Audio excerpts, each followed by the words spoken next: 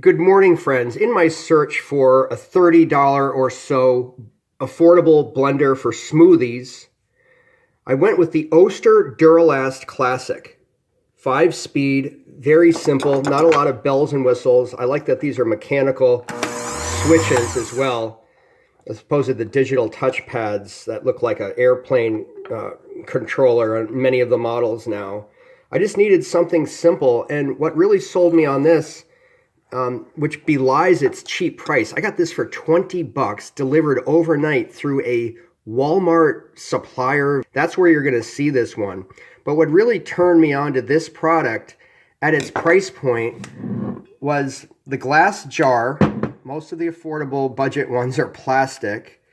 The metal spindle gear there. I keep it on that low setting mostly for my smoothies. You'll see here I'm putting up some footage of me mixing a berry smoothie with, you'll see off to the right, that's oat flour that I've ground in my coffee grinder from whole rolled oats.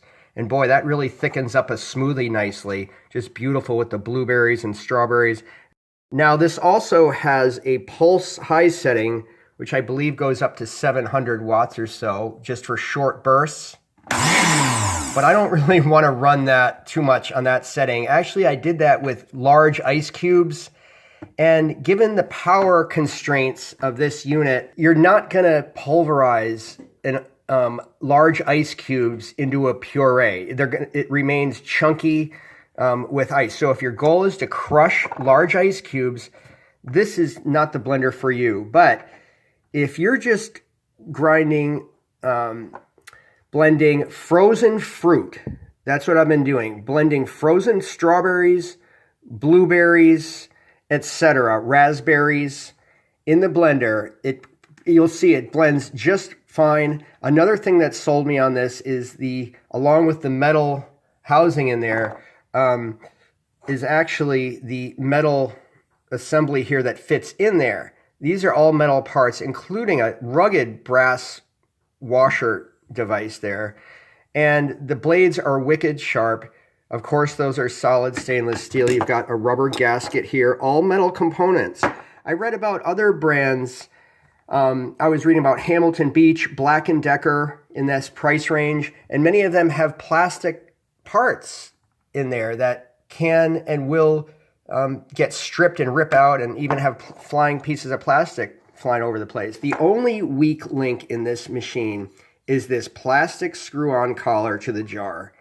And you have to tighten it tight enough not to leak, but you don't want to tighten it so much to put undue pressure on this collar. Inevitably, with too much pressure, this is going to crack. And they usually start with a hairline crack, so that's the weak link. I hope this is an easily replaceable part because I can see this being a problem down the road. But as long as you're aware of that and just treat it with kid gloves, I've been okay so far using this several times. I wanted to check in with you guys. This blender is assembled in Mexico. Oh, it's beautiful. One reason why I'm so attracted to the smoothie lifestyle, friends, is the absolutely beautiful colors that are rendered from Mother Nature's fruits and vegetables. Getting into the green drinks. Let me try this.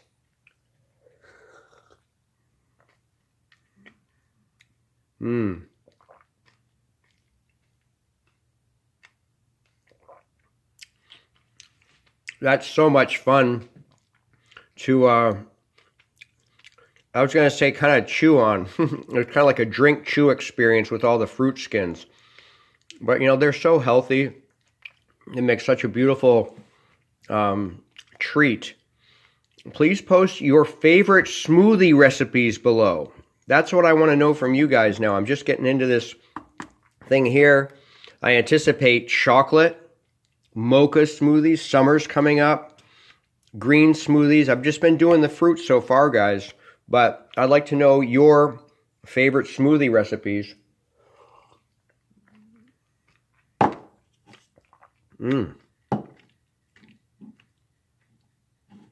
It's really nice.